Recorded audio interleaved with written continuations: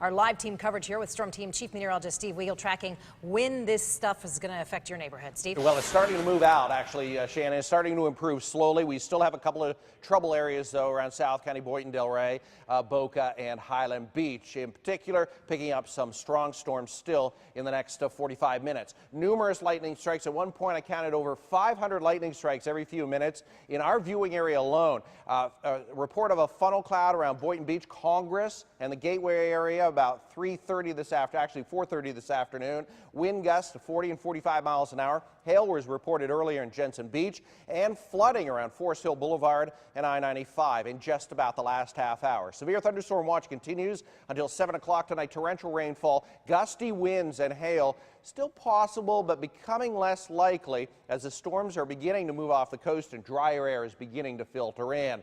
Obviously, still back to the west, some patchy showers and patchy areas of rain. The real strong storms showing up in red here, though, are lingering off the coastline and pushing through 95. There's I-95. There's a turnpike, so they're through the turnpike, they're through Military Trail, and moving through Highland Beach, Boca, into Boynton Beach, and all the way up into Hypoluxo. And they'll be off the coast in the next 20 to 30 minutes, and then drier air pushes in behind that, and things finally start to settle down. Rain rates 1 to 2 inches per hour around Gulfstream, Boynton Beach, and Hypoluxo. A little farther north into West Palm, showers and areas of rain slowly tapering off.